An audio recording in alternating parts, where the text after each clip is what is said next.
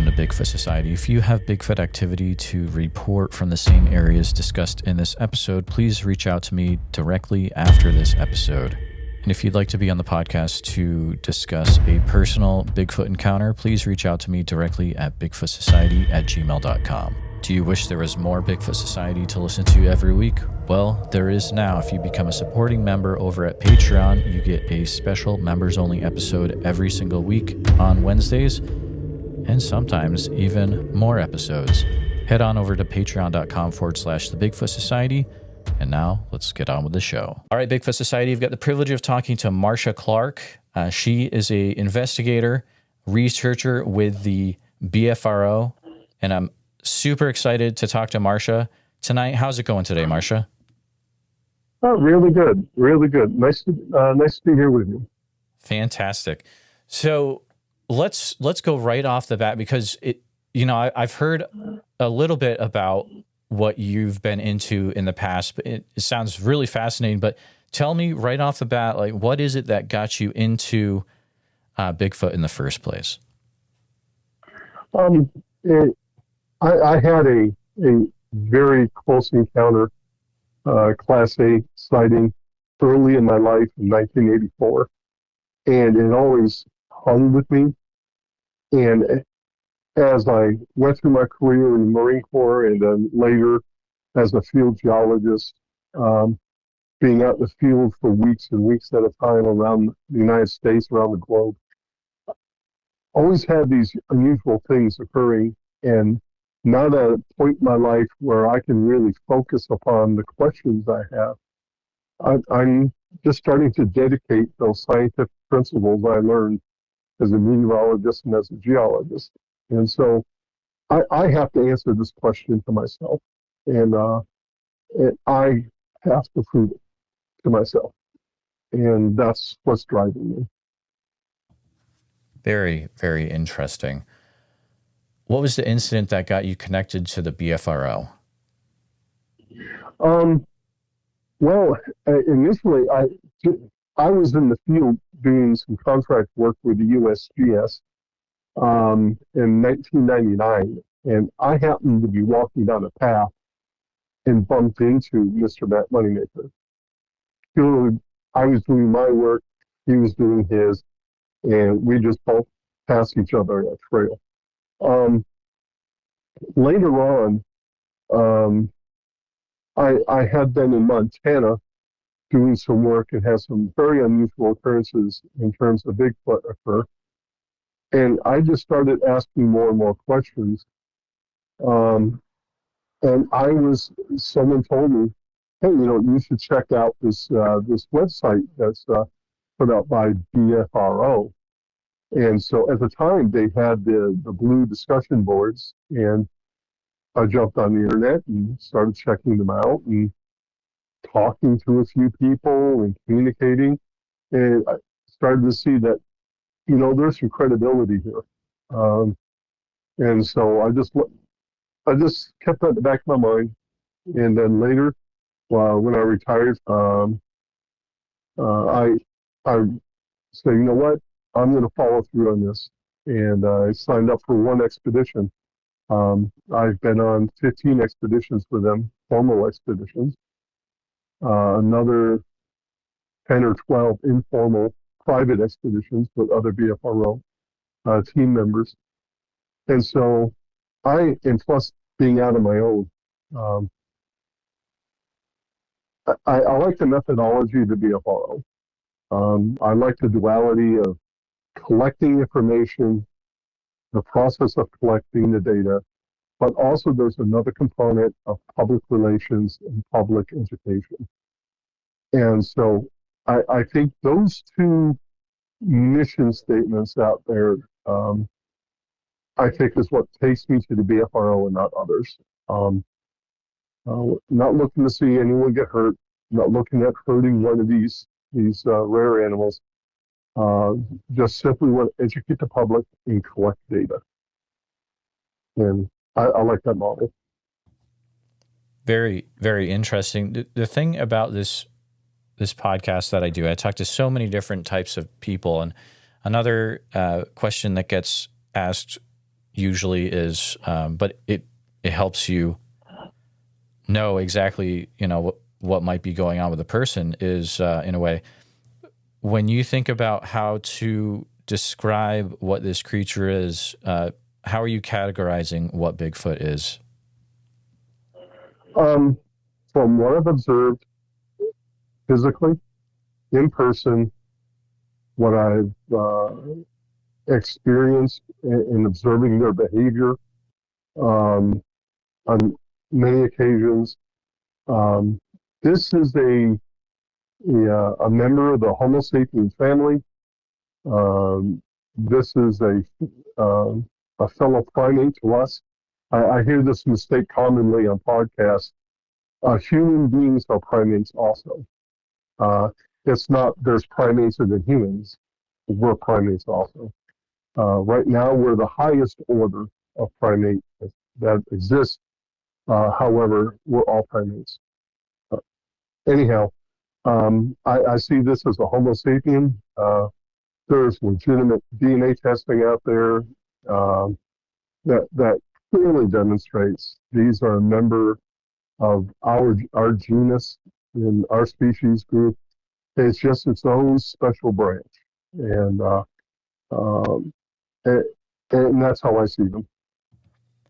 That is very interesting. Let's say hypothetically, tomorrow Bigfoot gets discovered, and they're here, they're with us. Do you think then we might be looking at a situation where they're the top of the tree, or maybe they're kind of on a level playing field with us?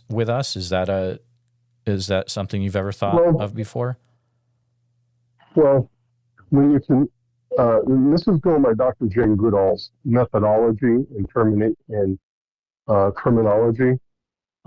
Because of our use of tools, brain capacity, etc., and because we're the ones creating the rules, we see ourselves as the top of the pyramid, right? We define the terms, so. If the Department of Interior tomorrow was a news press conference saying we are going to formally recognize these previously unrecognized hominids, primates that are living within our forests in North America, I would still see them as a member of the Homo sapien group. They're not quite Homo sapien, Homo sapien, which is what we human beings are. However, they're a member of that group, and not as adept with tools, not as adept with language, not as adept as we are, Homo sapiens. However, they're a member of the group. It's a thing where it'll be so interesting to see what happens one day, hopefully within our lifetime. I hope we get to have conversations like that someday. I remember as a kid living and growing up part of my life in North Florida, going out with the school bus out on a limestone covered old dirt road, and every trash day watching 3 different panthers knock down trash cans, and then the Department of Fish and Game in the state of Florida telling us that panthers don't exist. We see them every week at trash day.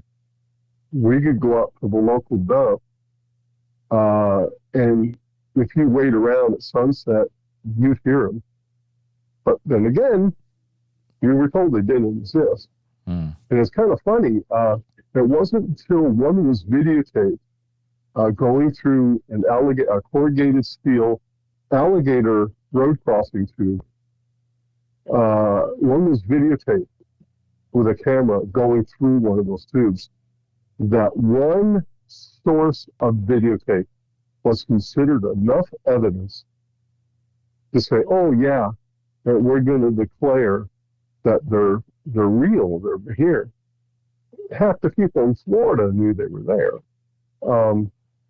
And so my first question is how come the same rule doesn't apply, but I'll let that go.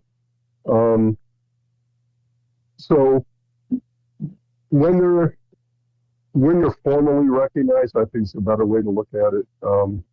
And then we can go that next step.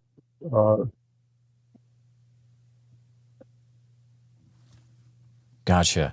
It is so interesting how in so many different states the wildlife departments just don't accept, or they don't say that big cats exist in their area. I don't know what that is. That's probably a different conversation. But yeah, it is. But it's an example. For example, I believe it's the state of Idaho or Washington that has a legislation that was passed about a decade ago that says that it is illegal to hunt, shoot at, or molest any previously unrecognized or registered primate. Some of the states are quietly coming around, adding legislation and rules to protect these guys without actually jumping up and waving the flag. Right. If they don't do that. Okay. Which, if that's a step we have to take, then that's the step we have to take.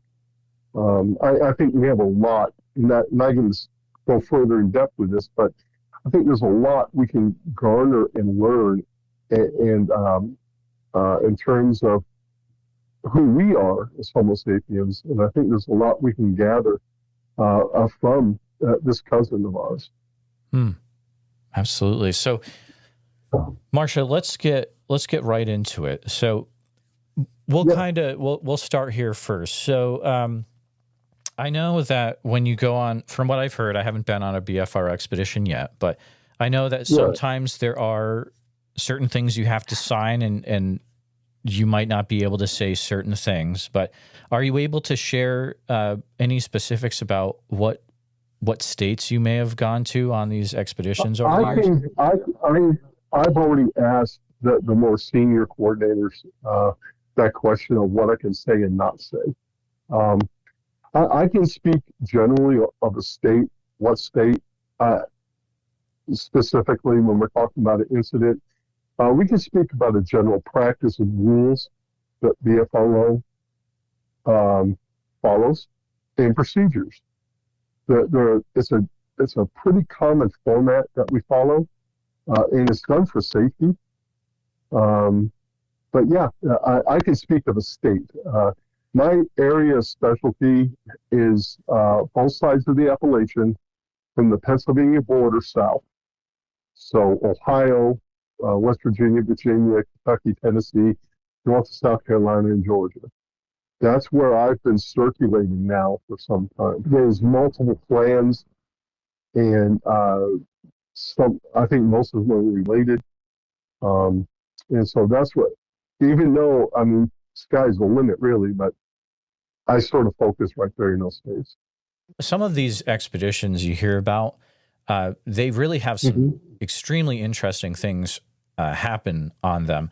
Are there any that stick out in your mind from over the years that were like, I can't believe I was on that expedition where that happened? Yeah. Well, first off, I should put out there again, it's a dual mission of public information, public awareness, and gathering data and information, and doing it in a safe environment. Other groups, they may lead you out in the forest and do reckless things, and not so much a controlled format. And God forbid if anyone gets hurt. The worst I've ever seen is I think someone got stung by a bee, and then someone got some ant bites on their clothing once. That's about the size of it. A very memorable expedition. This occurred in Ohio.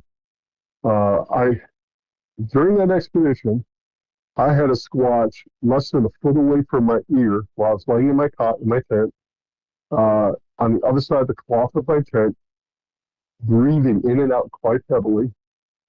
and do a low growl.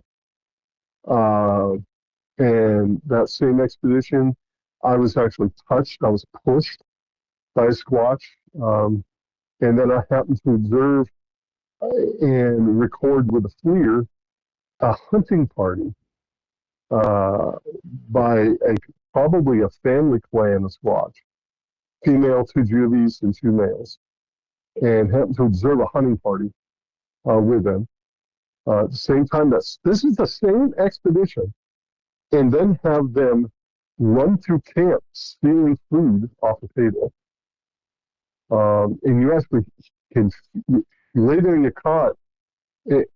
I'm a little bit older, so I don't sleep on the ground. So I had a metal cot, and I can actually feel the weight of the footsteps hitting the ground, and I can feel it transmit through my cot, and go, "Wow, what's that?" So yeah, that all happened in one expedition.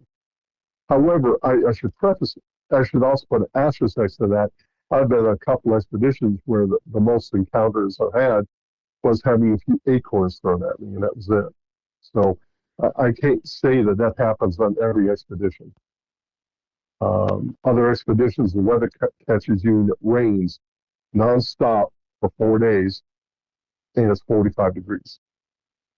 So that's just the nature of the beast. But laying in my tent where I'm sort of at an incline, my head's higher than my feet in my cot. My tent's only so wide. My tent's 8 feet wide. I'm 6'7", about 300 pounds. And so I slide down my cot throughout the night, have to wake up, push myself up. And then all of a sudden, I'm hearing this rough, heavy breathing, less than a foot away from my ear. All of a sudden, heavy white noise. My ears start ringing, and then a hand, my feet would push out the side of the tent, and a hand pushes both my feet and makes my entire body slide up my cot.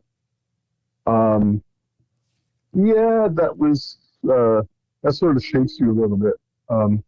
You roll out of the couch, get to the middle of the tent, and you sort of sit there going, okay, what's going on? In the morning, you go out, first light, you've got steps 16, 17 inches long around your tent, matted grass, there's food stolen off tables next to you. That's pretty eventful. That is really intense, Marsha. There's a section you talked about that I want to ask you about. So you said white noise and ringing in your ears. Do you think that was related to the Sasquatch? Yeah. I think what it was is, and I have research data on this.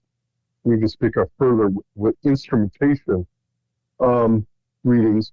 I think it was some form of infrasound or whatnot.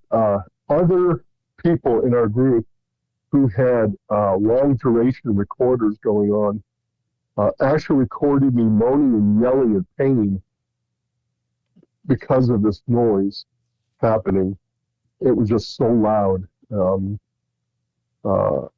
And so I think it was perhaps their form of communication or infrasound, maybe being zapped or an attempt to zap. But it was the loudest white noise. I've heard artillery. I've been on helicopter. In the Marine Corps. I know what loud noise is, and this is painful. This was painful. It only lasted for a few short bursts from what I remember. However, the duration of me moaning and pain lasted almost 4 minutes on the long duration recorders that we keep in camp. So it was enough. It took me out of my deepest sleep, and I could actually hear this animal breathing heavily and grunting right next to my ear. Did anyone else in the campsite also, were they also affected the same way or in other ways during that time? No. The person approximately 40 feet on the other side of the path from me, whose camp was, their tent was set up. They had a table out. They had some food on the table, not as a gift situation, but just left, forgot it there. They heard the Squatch running up and heard the table shake and the food being taken.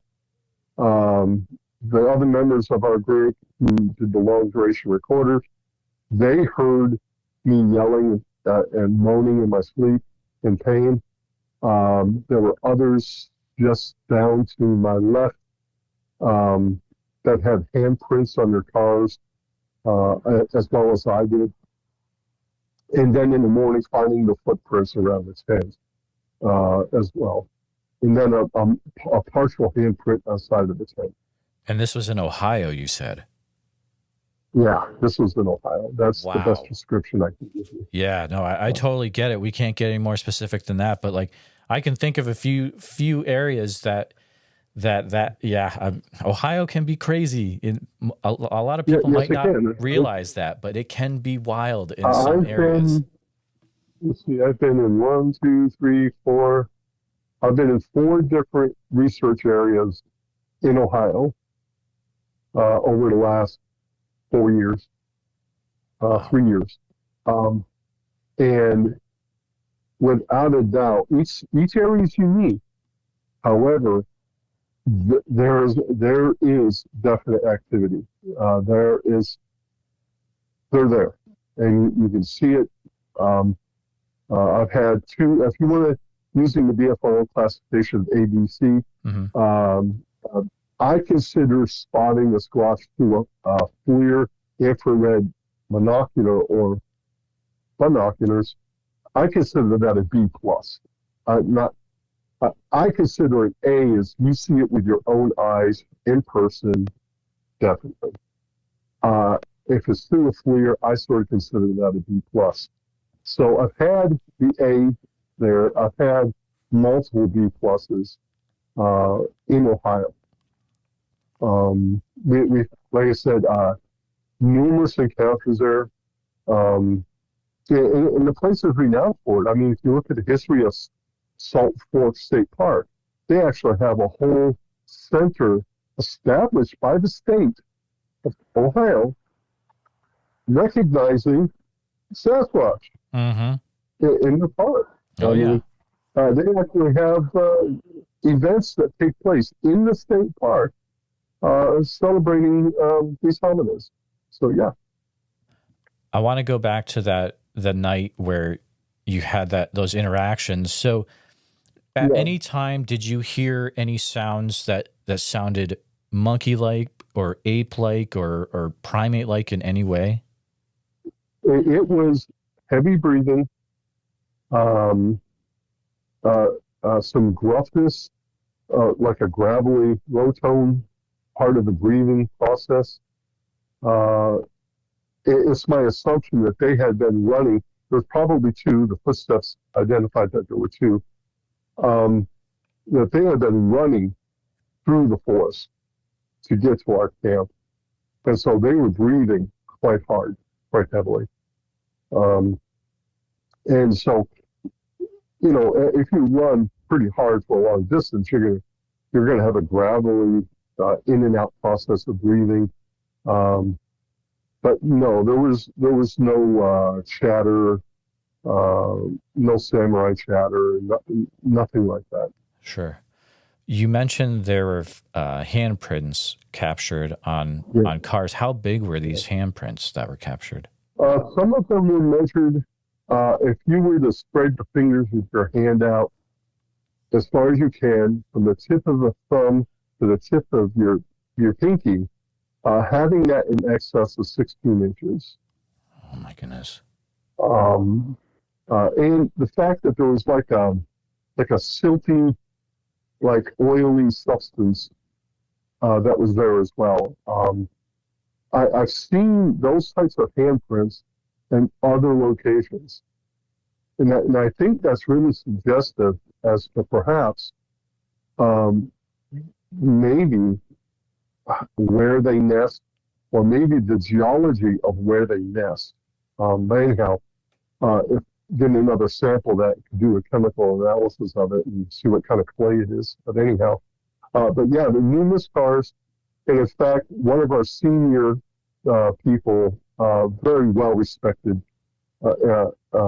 person, he has a file of Bigfoot fingerprints because we get so many of them on automobiles and equipment and RVs and whatnot. He actually carries a fingerprint kit, and as an experienced person in doing that kind of data collection, and he actually has a data file on fingerprints, which I think is extremely awesome. That is amazing. Actually, I've not heard of that before. That's really cool. There is another individual who has a database of actually the dermal ridges from footprints, which are kind of unique in their own right, like fingerprints. I don't recall his name offhand. And that senior person with BFRO, I don't have his permission to release his name.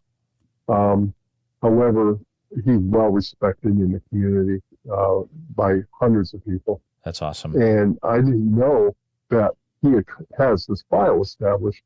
And so when we saw handprints all over vehicles up and down the line, going out there and collecting that data is extremely important.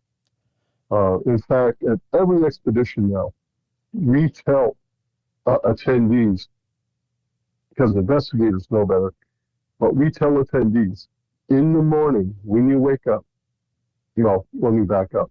Before you go to bed at night, take your smartphone out and take a quick picture of your camp. Don't touch nothing. Take a picture, go to bed. In the morning, there's two things I want you to do.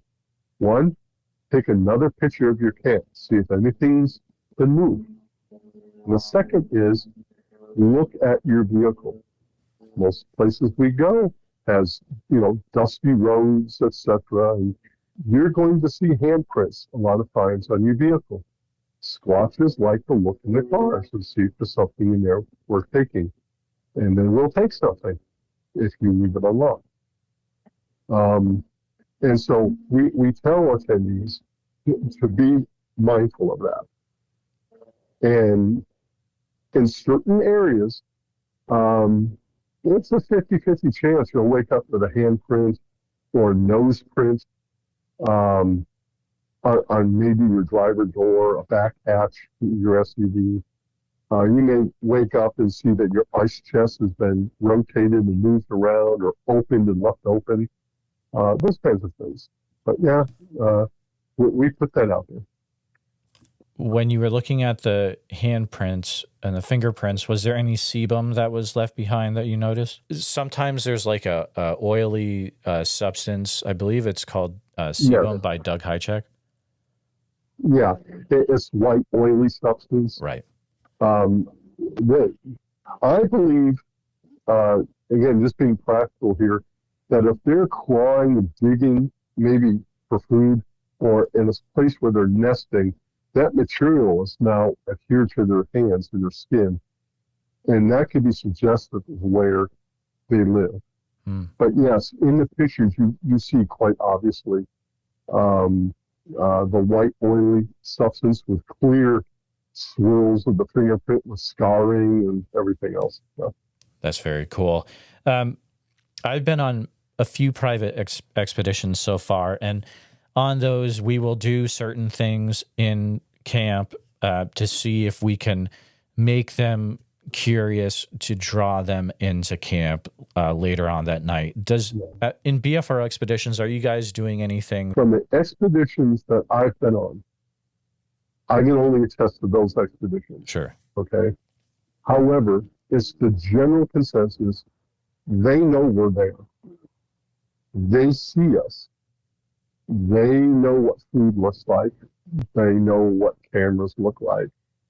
We don't need to leave out traps or gifting or anything like that. They know we're there. They see us. In a couple instances, I think they anticipate us being there, but that's just my afterthought. We don't sit in camp and do tree knocks or anything like that. When you get out in the trails in your night operations, that's to the discretion of the team leader of whether or not they're going to do that. But they're going to limit that to tree knocks, maybe a howl, maybe imitating an owl call, perhaps. Um, when I've been out on the trails and night ops, I don't do tree knocks. I don't do hollers. I don't do screams. It's my general belief that when a Squatch does a tree knock, that's an indication that there's at least two or more in the area. Because the Squatch is only doing that tree knock not for your benefit, it's doing it for the benefit of another. To identify there's something here.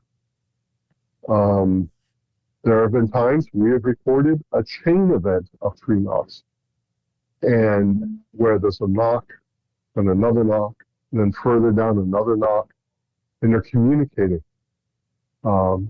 Perhaps three or four in sequence.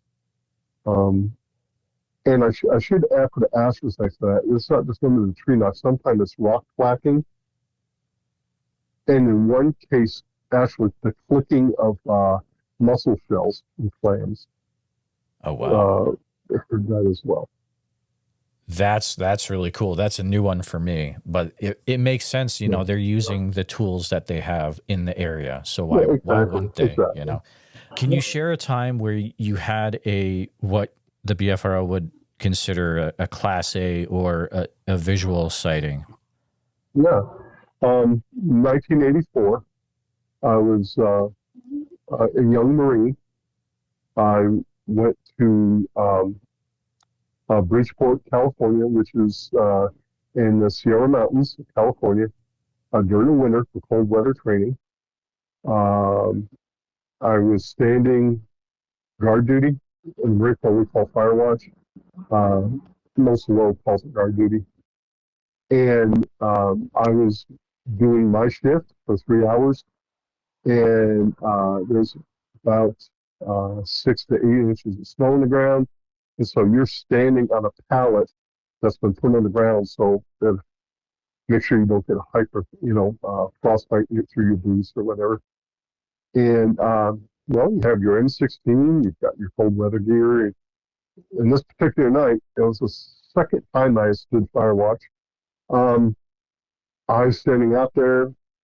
I'm on the midnight to 3 shift, clear moonlight sky. You're up in the mountains. I believe it's 7,500, 8,000 feet in elevation. I'd have to check that number. Anyhow, that's standing there and very little wind. And I look over at a tree, this huge tree, and all of a sudden, at 30 feet away from me, a Squatch steps out from behind the tree. We lock eyes for 6, 7, 8 Mississippis. And I had my M16 out. I had my thumb on the selector switch to put it on fire. And I couldn't do it. I froze. Like I said, I'm 6'7", 300 pounds with all my gear on, flat jacket and everything else. You'd look a lot bigger. This Squatch, it taught me humility. And I know it's kind of odd to say, but up until that point, I thought I was the biggest, baddest animal in the forest. The Marine Corps is a part of that, teaching you you're invincible, and etc. Fixed bayonets, let's go. However, I believe that. I believe that was the baddest thing in the forest. And I saw something that was 8.5, 9 feet tall, probably close to 1,000 pounds. Human-like eyes, and we locked eyes at 30 feet. And I said to myself, I know I'm not the biggest, baddest thing in the forest. And I could not move my arms. And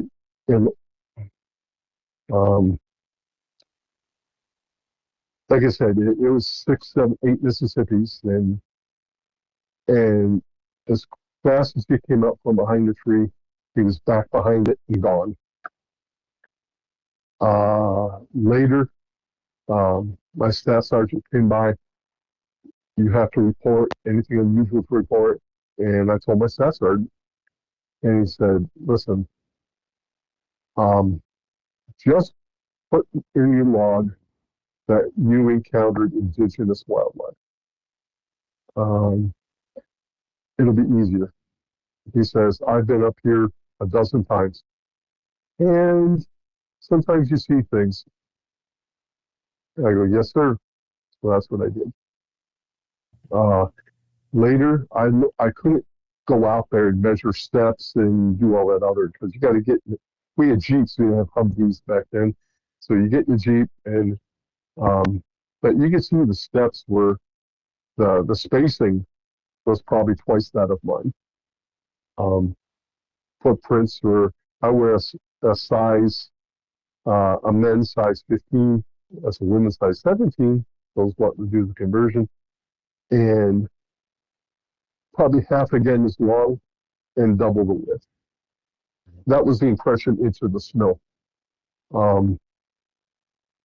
And like I said, that image, seeing that, stayed with me the rest of the time I was in the Marine Corps.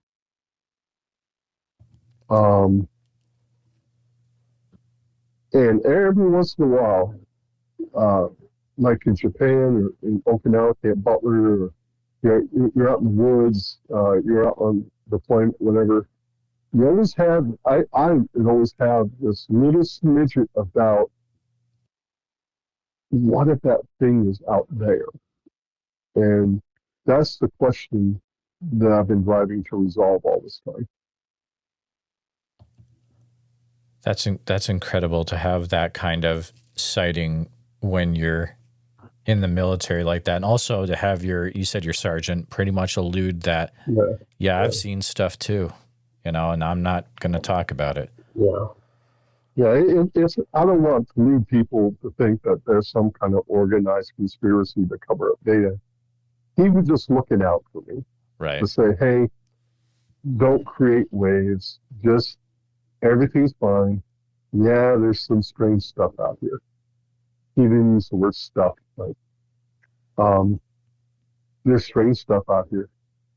You don't want you to lie, Marine, but just write indigenous life, indigenous wildlife.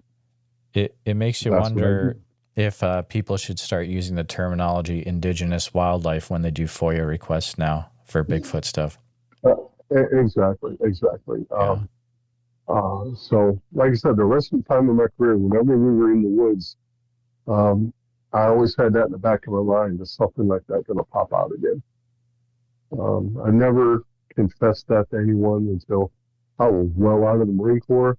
And I was, oh gosh, I was a grad student at UCLA, and I had already retired from the Marine Corps. Did I ever share that story with anyone? Wow. So, have you ever been on any expeditions with the BFRO where there were Class A's that occurred in those expeditions? Yes.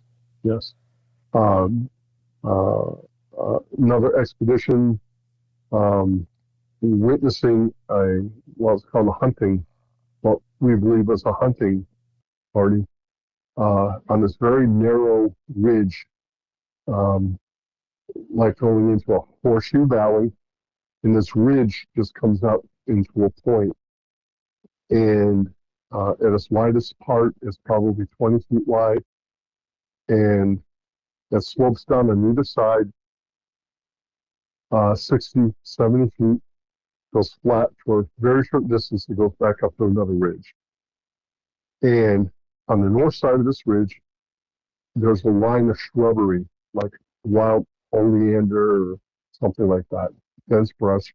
It's about 5.5, 6 feet tall.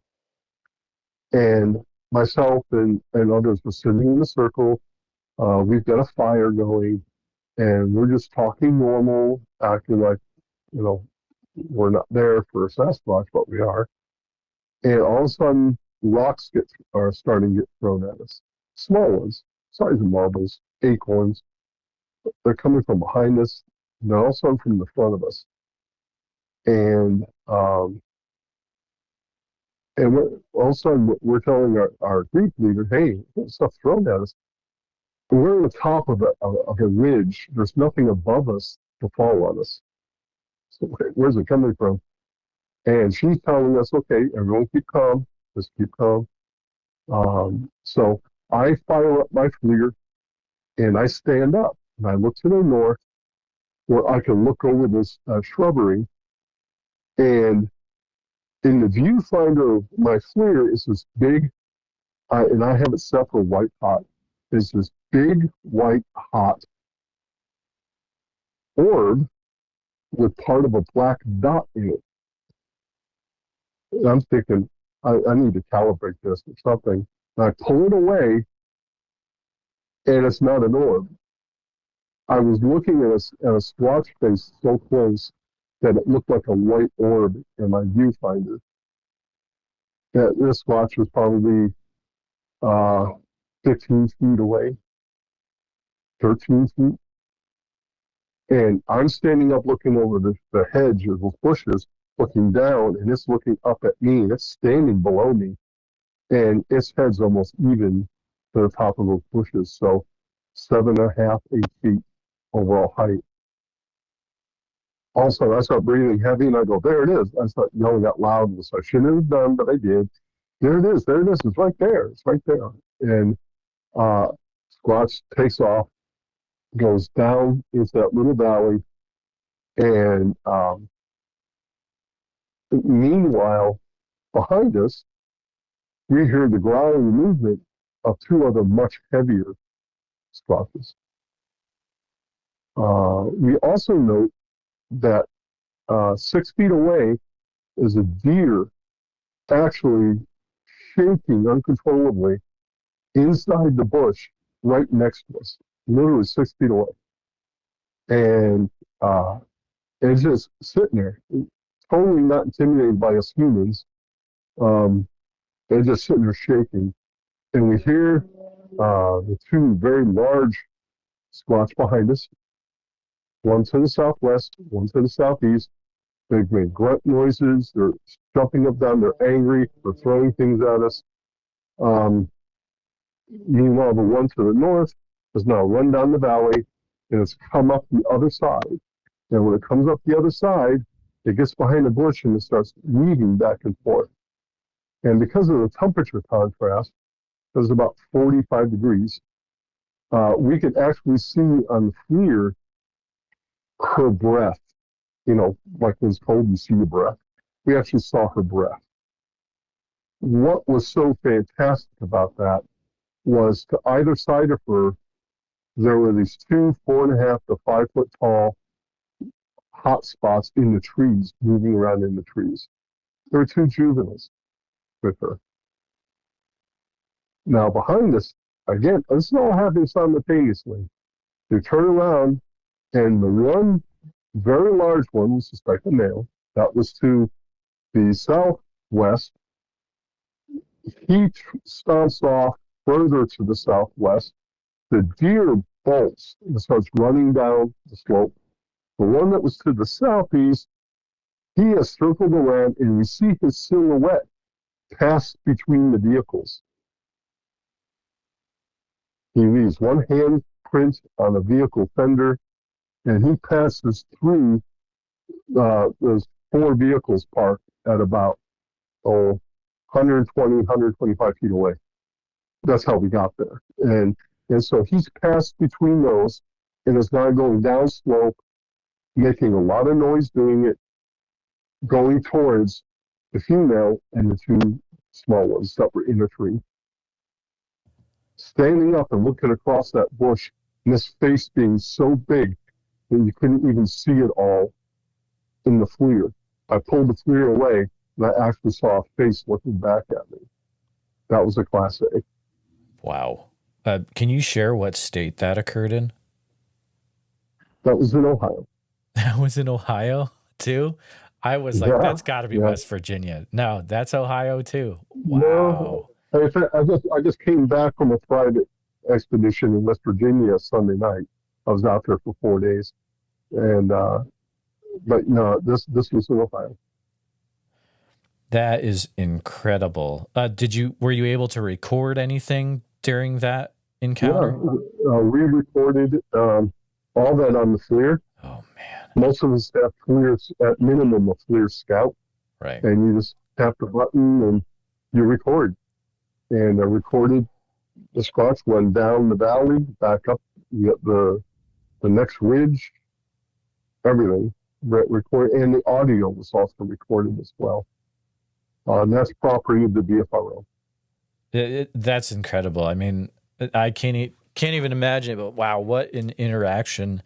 Um, you've mentioned this term hunting party a few times. Yeah. What's your definition of that? Like, how can you look at a Well, group and be like, oh, they're probably a hunting party? well, we have to look at this sociologically. Okay. Okay. Uh, the Native Americans and First Nations peoples came to this area, came to North America. Squatches presumably were already here. And so the fact that they don't have tools like spears and crossbows and 30-06 rifles, etc., they have techniques for hunting. And those techniques are quite similar to what's observed in early Native Americans and First Nations peoples. The fact that in and before Clovis peoples, chasing a group of bison or antelope or deer down a slope then off a cliff, or chasing a group of deer from one direction into a waiting group ready to grab them. Okay? That's a behavior that's learned. Now, did Squatches learn it from First Nations and early Native Americans, or did Native Americans and First Nations people learn that from them? I don't know. Okay? That's a whole different master's thesis on its own. However, what we observed was a female with two Judies coming up a slope, chasing the deer that was right next to us, and hoping to drive it into the waiting arms of the two large males behind us. And we just happened to have the dumb luck of walking into the middle of it. That's why they threw the rocks and acorns at us. That's why all that was taking place to get us out of there. So you see this behavior of hunting, and this has been observed before, where maybe one or two squatches are driving an elk or driving a group of mule deer in one direction downslope because it's easier to lose balance, one to trip in a rock or tree, etc., and fall down, and then squatch can nab it and grab it. This is a behavior that goes well before Neanderthal, probably the Cro-Magnon era, that early man did. So, again, who taught who? How does a group of Native Americans / First Nations people hunt a mastodon that weighs 2,000 pounds? Sure. And all they have is primitive spears. What they do, and they did this with longhorn bison, etc., is you stampede them down a slope or you stampede them off a cliff. And when they fall, that now they're disabled to harness them, to gather them up and kill them. And that's their source of food, clothing, etc. So here we see that same primitive type behavior occurring. And that makes perfect sense. That sort of matches their technology level. That matches their behavior level. We don't see that with orangutans or silverback gorillas or chimpanzees, but we see it with this high order primate. That same behavior. It's incredibly interesting. It's a side of it that I've never really thought of before, and it's a very cool conversation. There's a question that keeps bouncing around in my head, and I'm going to ask it. And just, I am very serious with this question, even though it may come across a little silly. But you mentioned you have a size 15 shoe, right? Yes. Are you ever concerned that your footprints are misconstrued for Sasquatch footprints during an expedition? No, it's not a silly question because in science there's no such thing as silly questions. Sure. First rule of thumb. Second, I do not walk around the forest barefoot. Okay. I do not walk around the grass where there's thorns and sandburrs and poison ivy. I wear footwear. I don't. And a Sasquatch foot, first off, even if I did, there's two very distinct differences. One, it's that mid-break. Right, exactly. My foot, humans' feet do not bend in the middle. Mm-hmm. One. And two, their foot is twice as wide as mine. Twice as wide. There you go. So even if I did that, I probably would have all kinds of problems with my feet, but I don't. Fair enough. You also mentioned that you're a geologist earlier. Have you found that there are more Bigfoot sightings or reports around certain deposits of rock types? Well, it's not so much deposits. Deposits suggest, when you use it, so remember I'm talking to a geologist, so when we use the word deposits, we're speaking of an action either fluvial or atmospherically or through some mechanical process that has moved material. Okay.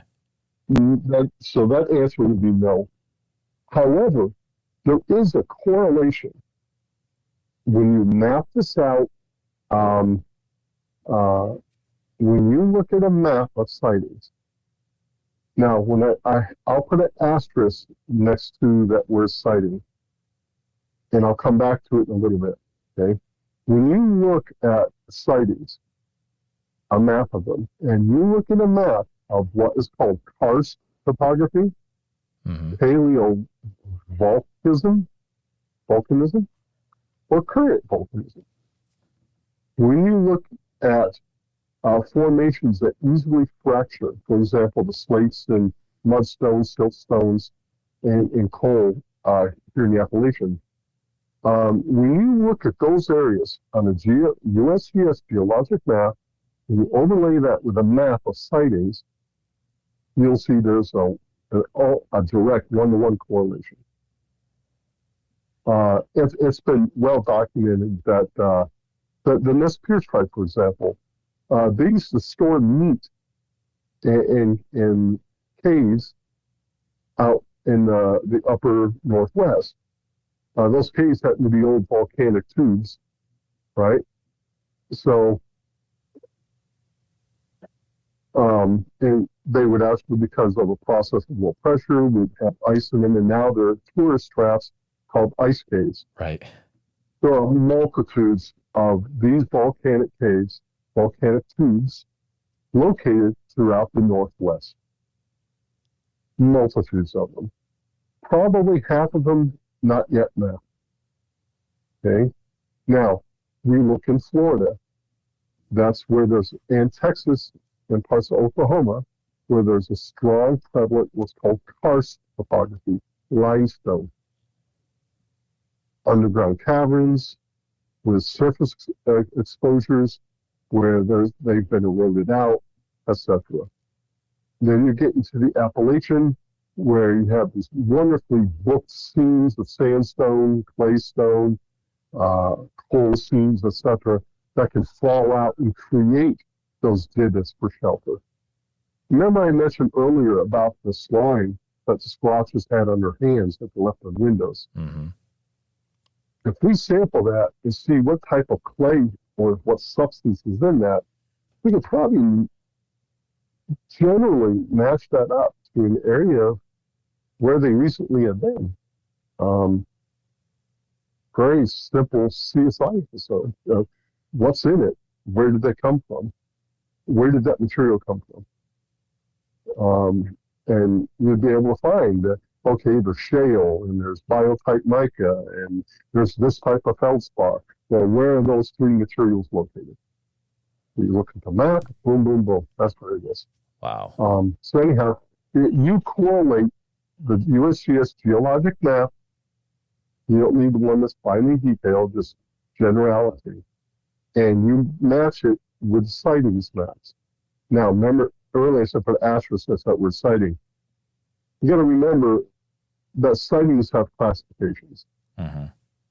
If you get to an area where there's females and juveniles seen, that's probably part of a residential population. Okay, 90% of those squatches sighted walking through a field, walking across the road, a highway, are males, not females. Females typically don't wander and move, especially if they have a young one with them. We don't see that with any other primates. Do the females travel? It's the males who travel. So when we say sightings, I'm talking about resident populations, plans of squatch, where there may be a dominant male, 2 or 3 females, maybe there's 2 or 3 older males, maybe 5 or 6 female, something on the order of a gorilla congress or something like that. They might be forming that. It could also be quite similar to what a Neanderthal family unit or a Cro-Magnon family unit looked like. That's just a suggestion. But and so when we see, someone's driving down highway, whatever number, in the middle of the night, and they see this 10-foot guy just plowing across the 6-lane highway, he's a lone traveler. Right. Okay. Okay, you map those sightings, but they're traveling to get to another location, or they're migrating. And he's migrating to an area where there are resident females. That's where he's going to. And where are we going to find those resident females? They don't move far from home, and that's going to be where you find karst topography, paleovolcanic or active volcanic topography, or where there is well-booked, very mature sedimentary deposits like the Appalachian. Man, there's a lot to unpack from this one. This is definitely one I will be listening to a few times. This is incredible. The last question I want to ask you, Marsha, is has there ever been a time when something happened during an expedition and you were like, you know what? I'm fine with if I could leave right now, I'm out of here. Yeah. I had an unusual experience. This is not Ohio. This is Tennessee. It was maybe I should have made better choices. This was a BFRO expedition had concluded. It was done. However, our senior leadership rented a massive tent that you get from a rental company. You come out and you see them on used car lots, and they're huge. They're 50, 60 feet long. They're 20, 30 feet wide. And, anyhow, our group had rented one. And we were camping in the group camping area and had this massive tent put up. And so the rental company could not come back and pick it up until that Monday morning. And the expedition had concluded Sunday morning. So I and another person volunteered to stay behind. Well, just by coincidence, the state was closing this area to everyone for a period of time. So all campers, everyone had to go. Even the camp host left for a couple of days. The rangers were gone at meetings, so the only human beings in this area were me and my field partner. We're there to watch the tent, make sure nothing happened to it, and to be there to unlock the gate so the rental company could come deinstall it and take it away. And document if there's any damage. We don't want our friend, the senior coordinator, to be billed unnecessarily for supposed damage. So we're there to observe all that. So everyone leaves and departs Sunday morning, like normal expedition. And so I'm staying behind, and this other person's staying behind. Well, they're well on the other side of the group camp area, say to the north. Now I'm on the very south side. And this huge tent we rented was about 100 yards away from where I'm camped. So during the day, he and I go get lunch, we come back, and so I go over to one of the adjacent fire rings from me, about 60 feet away, and the previous camper there left a big stack of wood, beautiful red oak. And I said, I'm going to need that tonight. We're expecting kind of rainy, drizzly, going to be in the 50s. So anyhow, so I go over there with my Bigfoot wagon, carrying a roof of my SUV, and I'm going to load wood to bring it over to my campsite. So I'm over there, and I pull the picnic table close to the fire ring so I have a place to sit down, and I'm sitting on the edge of the picnic table, and I'm slowly stacking wood into my wagon, and at my 2 o'clock, behind a tree, at 35, 40 feet away, a juvenile squatch looks out from behind the tree and then runs to another tree further to my right, to my 3:30, say 4 o'clock. 6 foot, maybe 6.5 feet, maybe 200 pounds.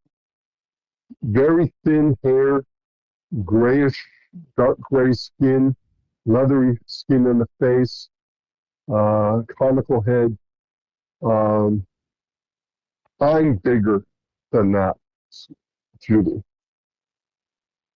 And so my first thing experience with taught me is don't panic, don't start breathing loud, don't start pointing, don't start yelling. Every time I reach for a piece of wood, I would gently turn my body a little bit more to my right to see the second tree he's gone to. And as soon as he gets to about my 2 o'clock, 1:30 position, boom, bolts to another tree. Now he's so far behind me, I'm going to have to make it obvious that I see him and I have to turn around. So I turn around real quick, and he's split. He's gone. I get on the radio. I call my field partner. I go, hey, guess what? I just saw this. Come on down here. Can you backtrack this trail? And maybe we can see him again still. He comes on the trail. He doesn't see anything. Okay. So he goes back to his tent area. I go back to mine. I'm now all excited. I got some more of that wood. I'm taking it back to my campsite. And I'm telling myself, this is going to be a very long night. If that's a juvenile, mom and dad, at minimum mom, has to be in the area. This can be a long night. I've already told myself I'm going to have some more encounters, and I need to be prepared for that. So about 20 minutes later, I get a call from my field partner. Says, hey, Marsha, you know what? I just don't feel comfortable here. I'm going to go home. Well, okay. General rule is we don't leave people alone. But I'm a big girl. I take care of myself. I'm well armed. In fact, I have special weaponry. The deal with Sasquatch, God forbid if I ever had to. So, not a problem. So, he packs up and leaves. I go back to my campsite, and I start telling myself, I need to be prepared. I moved my tent back a little bit. My tent is 8 feet by 16 feet. It's 7 foot tall in the center. I moved my tent back about a foot, so the actual back of my tent, the long side of my tent, is directly touching these huge bushes that are behind me. I don't know if they're flower bushes. I'm not a green thumb person. I moved my car and I actually back up and drive over my own tent stakes, so that the one end of my tent, 8 foot wide end of my tent, is actually touching the back wheel well, the passenger side of my car. On the other end of the tent, I take the picnic table and I push it up on end. So the bench is actually on the ground. The bench seat's on the ground. I stack my totes that I use to store clothes, etc. I have plastic ammo cans from you get from Harbor Freight. I put those out there, and I get those stacked up. I have my collapsible kitchen and Coleman stove out there. So I have what's called a detection perimeter all the way around me. I then take some 5-pound fishing line. I go all the way around my camp area, and I connect it to what's called a personal alarm. These are pretty useful, pretty basic pieces of equipment anyone can use. There's no on-off switch. There's one pin. You pull the pin, and it's a 65, 70 decibel alarm. There's no way to turn it off. Nothing. Well, you probably take the battery out if you had a Phillips screwdriver. Take it apart, because the only way to turn it off is put the pin in it. So I hooked it up to the fish line. I go, okay, I'm set. If I hear something approach me, I'll know where it's at. If they juggle an ammo can, I know where they're there. If they touch the table, I know they're there. If they're in the bushes, I know they're there. So nighttime comes. I've made some dinner. I even made a pot of coffee. And starting rain, light rain, moderate drizzle occurring. And that's fine. Very little wind.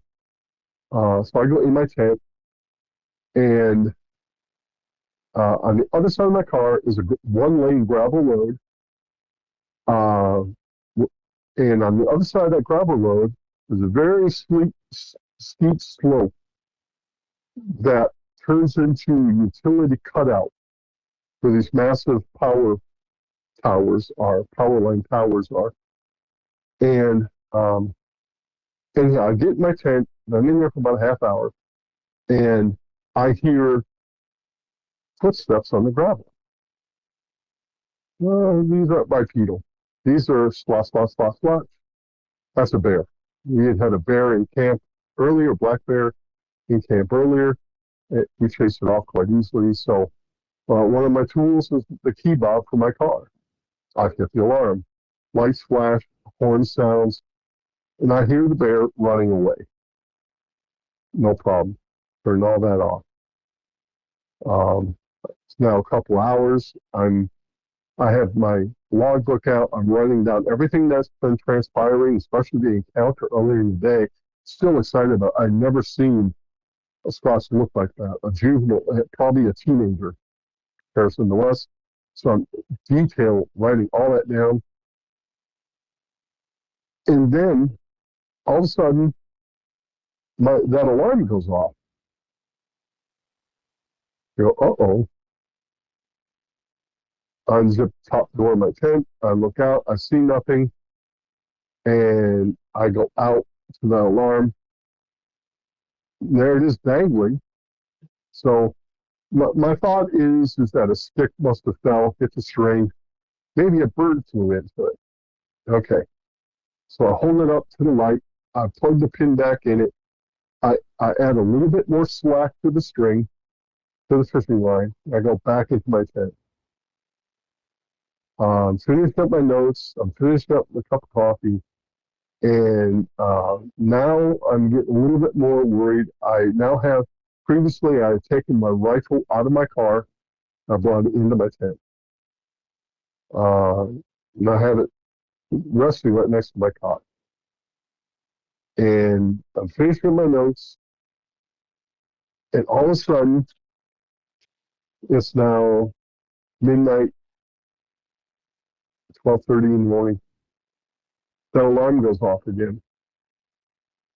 And I'm a little bit more suspect now, a little bit more worried. I stand up.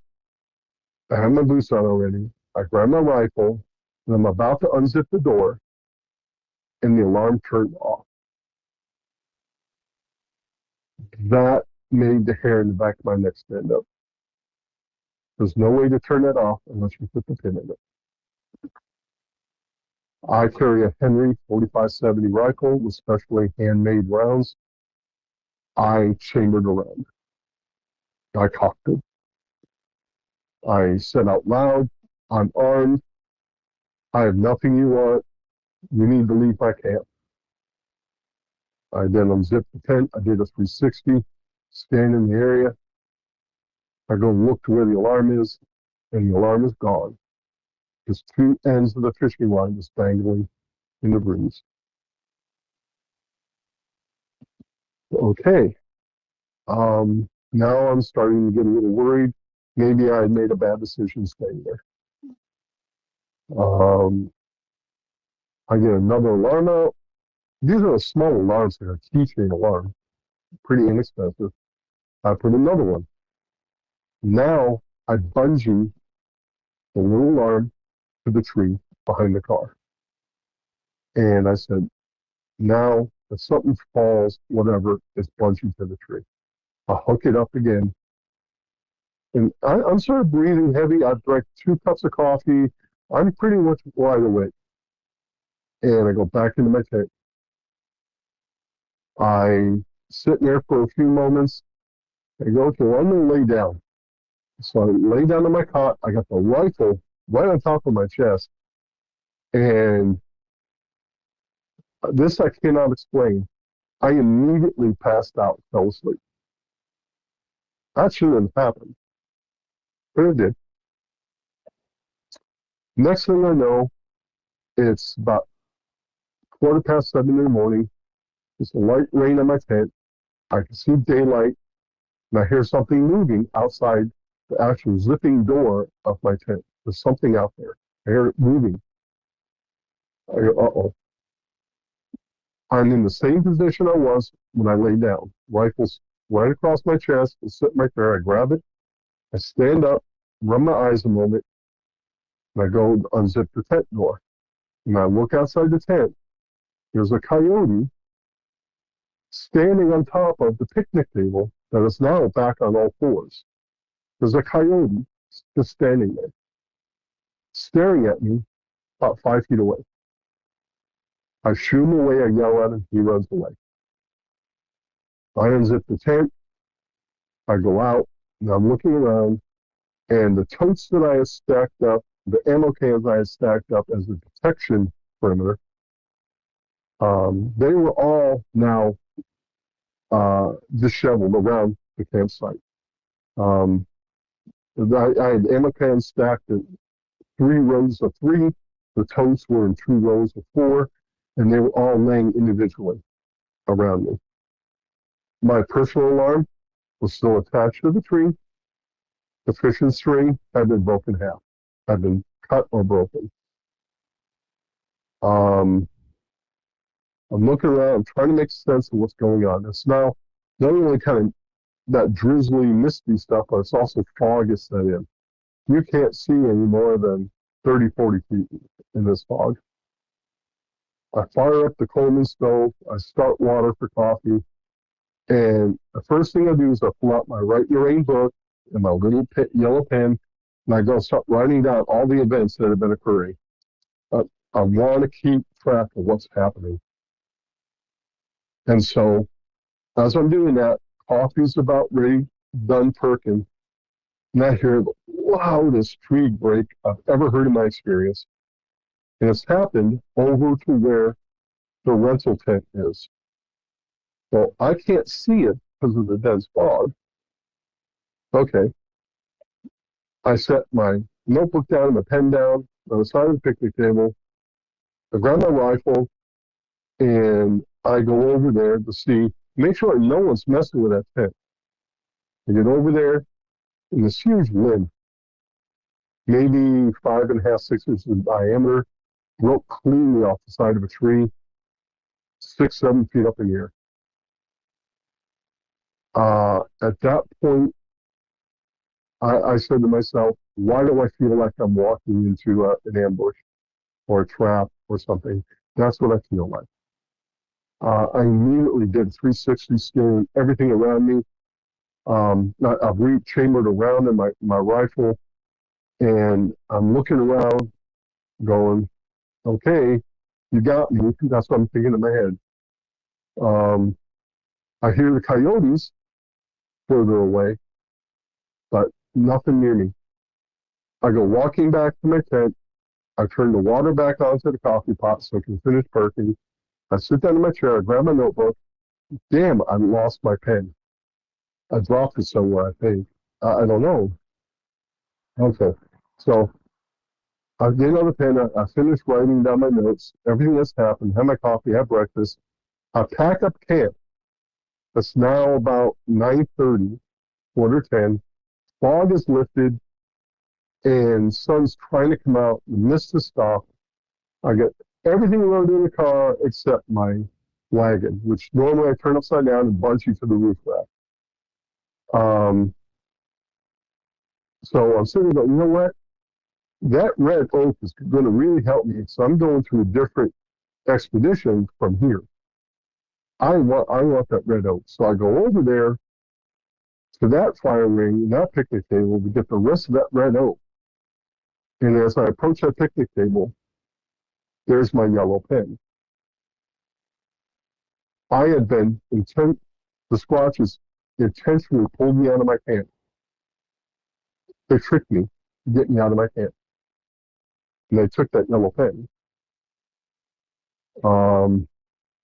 At that point, I said, screw the red oak. I turned around, went back to the wagon up on the top, bungeed it quickly, and I go to open up my driver's door, and there's 2 handprints on my driver's door. That was not there when I was packing my gear. I looked at that, hit the button, unlocked, set the rifle in the seat next to me, got in the car, locked it, and spun out of there. I got to the gate. I left the key in the lock, left the gate open, and went 3 miles down the road, contacted the senior coordinator, and said, the tent's good, everything's fine, but I'm leaving to go home. I don't feel safe. I think I'm in danger.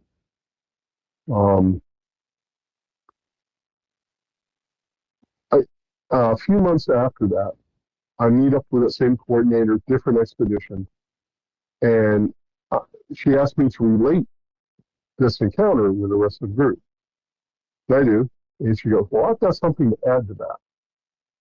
That weekend, that Saturday night, the sheriff's department and the rangers got called numerous times because of a very, very tall, dark figure looking in the windows, trying to open cars, and hitting on the side of RVs. Curious. Anyhow, I get home and I'm still a little shaken by what had occurred. I'm sort of questioning, maybe I should have left when my field partner left. Maybe I should have insisted on more people staying there. I'm just kind of second guessing myself. That's when the third night I was home was the first time I saw a dark shadow figure in my home, which I thought may have been a hitchhiker. Marsha, That was that experience. Holy mackerel, that's I can't even breathe after that. That's probably, I would say, I'm going to say top intense story I've heard in years. That is wild. And that's in Tennessee somewhere. That's, Yeah, yeah. oh my goodness. The Marine in me tells me I don't run, and I'm going to stand and fight. I know we've all heard of the flight or fight. Right. Maybe I'm one of those not so smart people, but I don't go along with the flight. I stay and fight.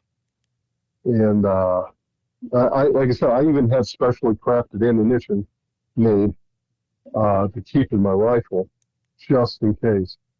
And that's the first and only time I've ever second guessed myself. Wow. Thank you so much for chatting tonight. This has been wild. And I know we had talked before about you've had other stuff happen too. And sometimes what I will do is I have kind of like a special after show for Patreon members and YouTube members. And it's stuff that's not necessarily Bigfoot related, but you've also had some other weird things happen. Would you still be up for sticking around a little bit for the members to chat about that? Of course. Again, the mission of the BFRO is to gather data and public, interaction, but also public education. And granted, the organization doesn't really push out the paranormal stuff, but things do happen. And as a scientist, I have yet to explain them. So yeah, I'd be more happy to share this with you. Absolutely. Well, thank you. Before we go though, in the main episode, can you take a minute? How can people find out more about the BFRO? Try to get set up with their own expedition, things like that. We have a great website, bfro.org, or bfro.net. Just Google it, and you will see we have multiple expeditions throughout the country that are guided by extremely experienced people, that everything is safely done. And no one goes out by themselves or left alone or anything like that. And there's all over the country, from New York to Washington, California, Arizona, Texas, Florida, you name it. Just go to that website, click on the state icon, you'll see it listed right there, and just follow the steps. Click on, send an inquiry, say you're interested, and then follow up and go from there. You will not regret it. You will not regret it. I have made friends on those expeditions now that I consider them lifelong friends. That you get out on the trail with them, you learn a lot about someone. When something is potentially scary happening and they're right next to you, you learn a lot about a person. And they look at you, you look at them, and they go, should we run? Nah, let's stay and check it out. Right. And they do. So anyhow, just go to the website, check it out. There's a vast amount of information there. There are audio recordings, there's history, there are news articles for you to click on. It's a very well-maintained website. And at any given time, they can send messages to you. You can relay them to me. I'll answer whatever I can at any time as an ambassador.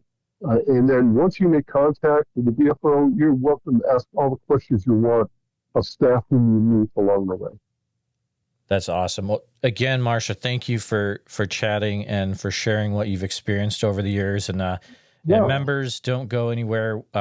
You want to hit the site to get the after show to find out what Marsha has experienced outside the realm of Bigfoot. So thank you, Marsha. If you'd like to hear more, there is an extra hour-long segment from Marsha where she stays on for the Strange Days portion of Bigfoot Society. That's a special show that I sometimes do for the Patreon members and YouTube channel members in Bigfoot Posse tier and above. Pretty much what happened is after Marsha got home from this experience that you just heard about, she started experiencing some wild things at her house that have to do with paranormal subjects. It gets wild. Marsha also shares other cryptids she's had encounters with and a very interesting Bigfoot contact method that cannot be recommended. You can hear the Strange Days portion of the show by becoming a Patreon member at patreon.com/the Bigfoot Society or hit the join button on the YouTube channel. Thanks, and we'll see you next time. Please take a minute to help out the show by subscribing on YouTube, making sure you hit the bell so you don't miss any notifications, and share the episode on YouTube with a friend. Also, if you're listening to us on a podcast, thank you so much. Make sure that you're subscribed, share the show with a friend. Really, it's all about sharing the show wherever you can. If you've had a Bigfoot encounter related to the following or know someone who has, please reach out to me at bigfootsociety@gmail.com or pass on my email. Here's the list. All right, I'm going to use this space this week to announce that I'll be at the Sasquatch Summerfest in Oak Ridge, Oregon as an attender. I won't be presenting or anything, but I'll be hanging out, trying to interview people that have had Bigfoot encounters. If you're from the Oak Ridge, Oregon area or surrounding and you've had a Bigfoot experience, please contact me directly, bigfootsociety@gmail.com. Also, Priscilla was nice enough that if you get your tickets through SasquatchSummerfest.com and use code Bigfoot Society, you can get 50% off the cost of your tickets, which is a big amount. So code Bigfoot Society to get 50% off your tickets, SasquatchSummerfest.com, and helps out the podcast as well. A special thank you to all the Bigfoot Society Patreon and YouTube channel members. It's your support that helps keep the show going, and I extremely appreciate it. If you want to join in the fun, you can join over at patreon.com/the Bigfoot Society. I'll see you there. And again, thanks for listening.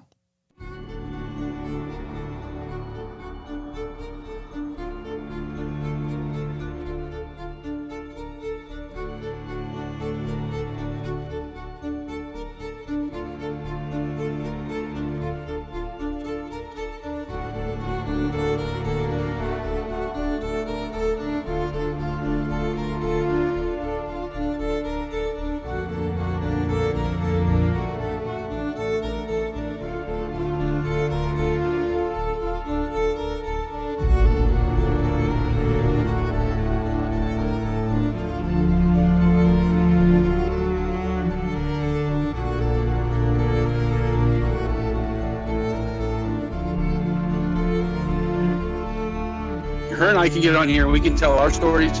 Maybe there's somebody else out there listening that's too afraid to tell their story. Maybe this will give them the courage to come out and not feel so bad about it. Who cares what anybody thinks? I know what I saw. I know what's out there. That's all I care about.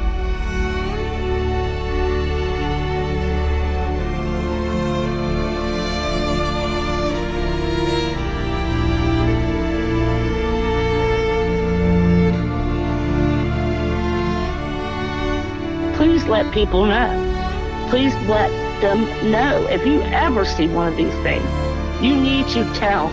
Because if you don't, then shame on you. You know? Shame on you.